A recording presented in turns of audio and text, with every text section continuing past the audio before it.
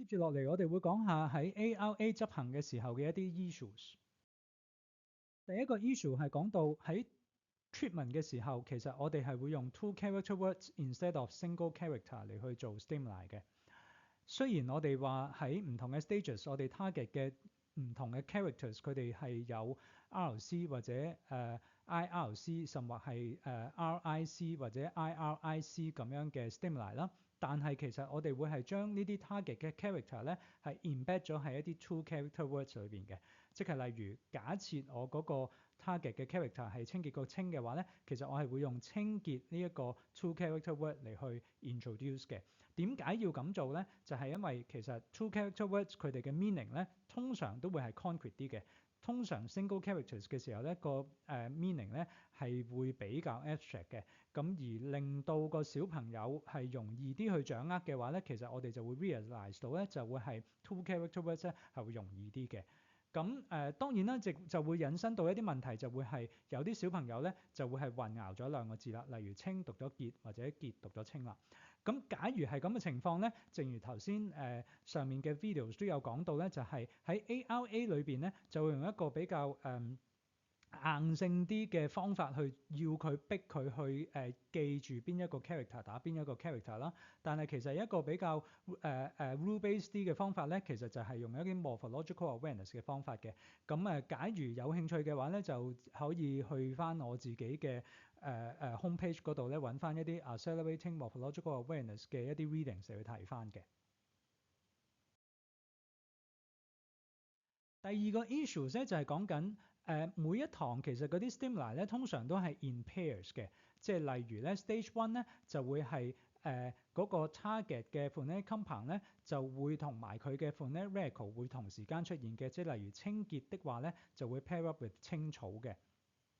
同樣道理喺 stage two 嘅時候咧就嗰啲 item pairs 咧就會係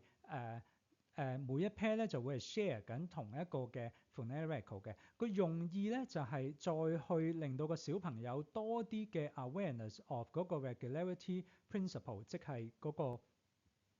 target character 同個 phonetic radical 之間嘅嗰個讀音嘅關係，或者係嗰個target character 同成個 family 之間嘅嗰個讀音嘅關係。咁亦都係點解我哋嗰啲 items 係要 in pairs 嘅。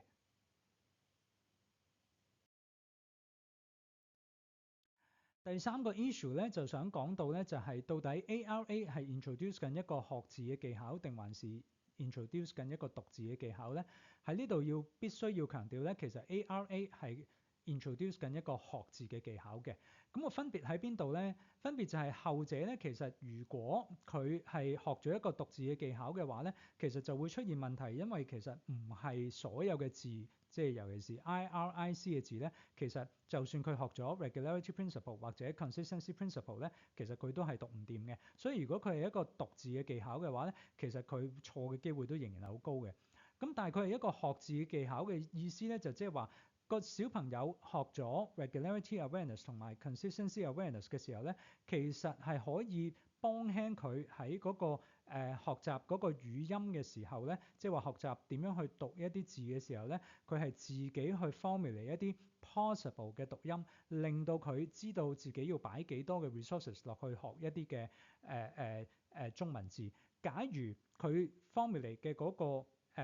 讀音係 correct 嘅話，係啱嘅話咧，咁佢就會知道OK 呢個咧，我唔需要擺咁多 resources 咧嚟去學佢嘅讀音啦。但係如果佢 formulate 嘅嗰個嘅讀音係唔正確嘅話咧，就即係話其實佢應該都仍然要擺多啲 resources 去記住個讀音係點樣去讀。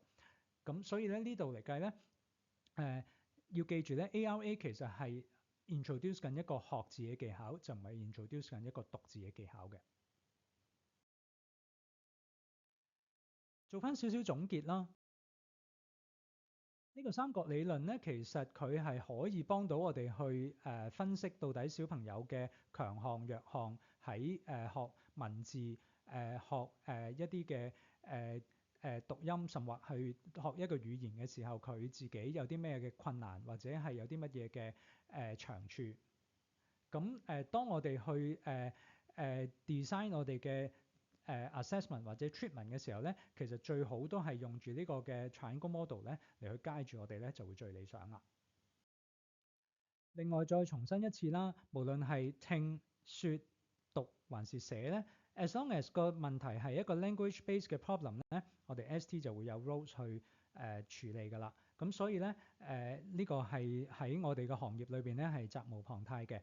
咁當然啦，可能你會覺得啊，我未必有足夠嘅 knowledge 喎。不過其實個好消息咧就會係 it's all about language，即係話其實你見到我哋ARA 嘅 design 咧，都係用緊一啲我哋喺其他 oral language disorders 裏邊用過嘅一啲 theories 咧擺翻落去嘅。咁嗰啲嘅 theories 咧，其實全部都擺得落去我哋做 written language disorders 嘅。咁所以咧，即係亦都鼓勵大家咧多啲去用，多啲去做，咁令到我哋有唔同嘅 written language disorders 嘅小朋友咧，都可以得到我哋 ST 嘅服務啦。